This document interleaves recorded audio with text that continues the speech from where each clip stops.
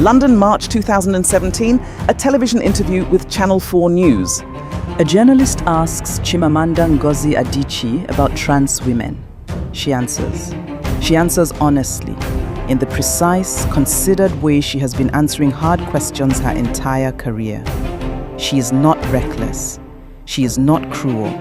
She is honest. And the interview is shared millions of times within 48 hours.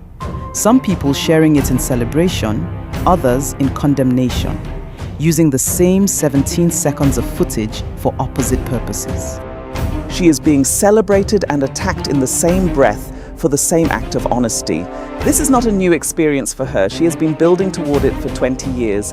Her name is Chimamanda Ngozi Adichie, and this is the story of what it costs to tell the full truth about your continent, about your gender, about yourself, in public, for decades, without softening any of it.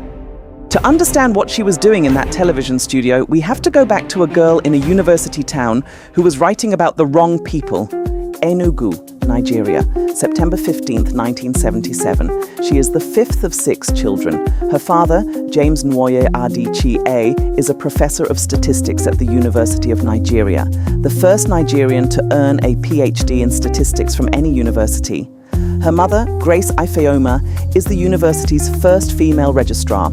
She grows up on the Nsukka campus, a world where books are the currency of status, where argument is the family dinner table's primary activity.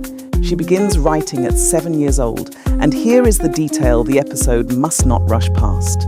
Her first stories imitate the British children's books available to her, characters with blue eyes and blonde hair who eat apples and talk about the snow.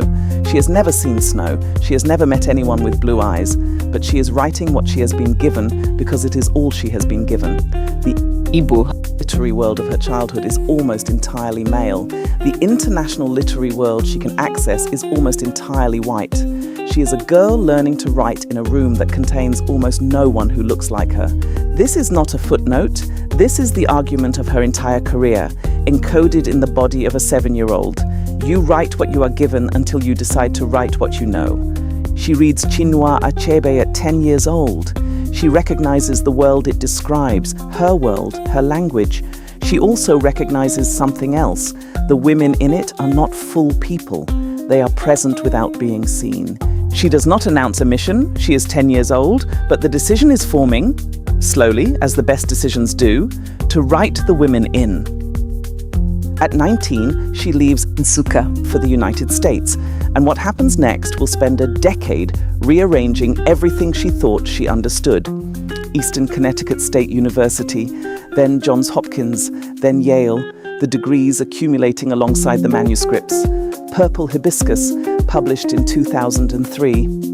She is 26 years old, a debut novel about a devoutly Catholic Nigerian father whose domestic violence operates in perfect parallel with his public righteousness, a story about Nigeria, about religion, about the specific terror that lives inside the respectable home. The publishing houses she approached had suggested she move the setting from Nigeria to America. She refused. It wins the Commonwealth Writers' Prize. It makes her one of the most significant new voices in African literature. Half of a Yellow Sun, 2006. The Biafra War, her parents' generation's wound, a war that killed between 1 and 3 million people and that Nigeria's government had spent 30 years trying to reduce to a footnote. She wrote it into the center of the literary conversation. It wins the Orange Prize, Americana, 2013. The novel that names the double consciousness directly, the experience of being Nigerian in America, being black in a country that had no adequate category for the specific kind of black she was. Then, returning to Lagos and discovering she is now too American for home, caught between 2 places that each find her incomplete. 3 novels, 10 years. She had not given a single TED Talk yet. She was already one of the most important African writers alive. But actually, the most dangerous part of this story had not yet arrived. 2009. Her TED Talk, The Danger of a Single Story, becomes one of the most watched in the history of that platform. The argument, when you reduce any people, any place to a single narrative, you perform an act of power that produces stereotypes. It accumulates over 100 million views, assigned in universities on 6 continents, quoted in board meetings and government speeches.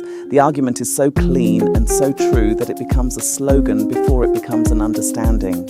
And here, this is where it turns. The very thing she had named started happening to her. She became a single story, the African feminist, the respectable global voice on gender, her complexity, her Catholicism, her class position as the daughter of a university professor, her discomfort with being anyone's symbol, was being flattened by the same mechanism she had spent a decade describing. The audience that celebrated her most loudly had done to her the thing she had warned against. This is not a comfortable observation. The script is not required to be comfortable. It is required to be honest. We Should All Be Feminists, delivered first as a TEDx talk in Lagos in 2012, published as an essay in 2014. She defines feminism not as an ideology imported from Western academia, but as a basic insistence that women are full human beings whose potential must not be constrained by gender.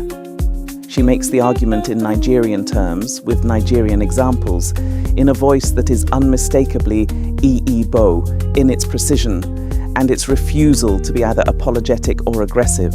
It sells over 1 million copies. It is distributed to every 16-year-old in Sweden. Beyoncé samples it. Then Ijayawele, Dear Ijayawele, or a feminist manifesto in 15 suggestions. A letter to a friend who has had a daughter and wants to know how to raise her as a feminist. 15 practical, specific, culturally grounded suggestions, not theory, instructions. What she has been building across all of it has a name. Call it honest inconvenience, the practice of telling truths that cost you the applause of the people who most want to applaud you. She does not adjust her argument for the audience. She does not soften the edges for the crowd that celebrates her. She does not perform a version of herself that is easier to celebrate. She says what she has concluded precisely and accepts the consequence. 20 years of Igbo writing about Igbo women, Nigerian women, African women, not as archetypes, not as symbols, but as full people with interior lives, as complicated and worthy of serious literary attention as anything in the Western canon. She was still writing. The comfortable chapter of it was over.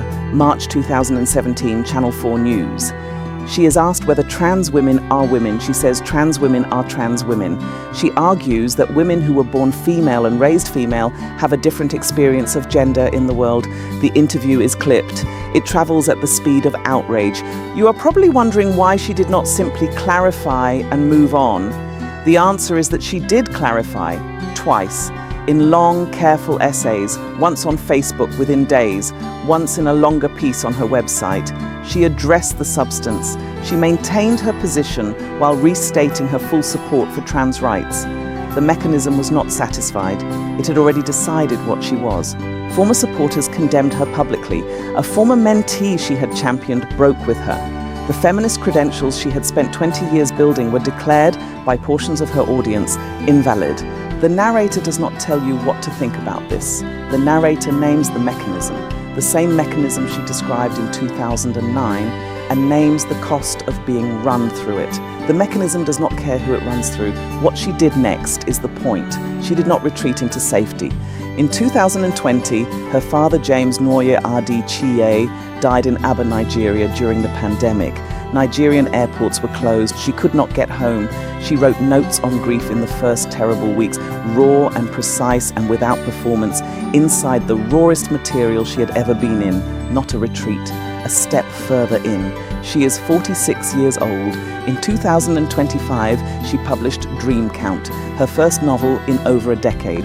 She has not stopped. Name what the triumph actually is, not the awards.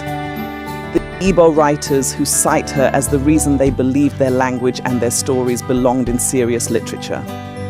The Nigerian women who read Americana and recognized for the first time that their experience of being black in a white country had a name and a shape. The girls in secondary schools across West Africa who are assigned purple hibiscus and understand that violence behind a respectable door is still violence. The writing workshops she runs in Nigeria every year, building the room she once found too small. the MacArthur Fellowship, the honorary degrees from Yale, Johns Hopkins, Edinburgh, the National Book Critics Circle Award. These are evidence. They are not the triumph. The triumph is this: she changed what African literature was allowed to be about, not by arguing for more representation, by writing the books, by writing the women in, fully, with all their contradiction and desire and grief and ambition, into a literary tradition that had left them at the margins. Every African woman writer who publishes after her publishes into a slightly more spacious room than existed before Purple Hibiscus appeared in 2003. That is the measurable, specific consequence of her life's work. And her story is not finished. This episode does not end the way the historical series ends. It cannot. Her story is not finished. The arc is still open. The courage she is modeling is not archived. It is active. You can watch it in real time on any day she decides to say something she has not softened for the crowd that loves her. What this episode has documented is a specific form of courage. Not the courage to be right, the courage to be honest, which is different.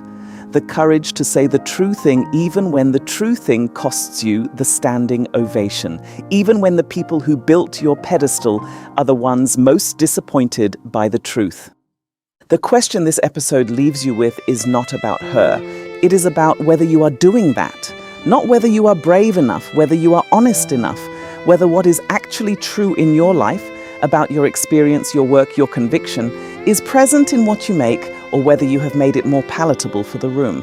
She is still writing, so are you. She is still writing, so are you. Their courage is your inheritance. Come and collect it. For African women by African vision, rooted in African truth.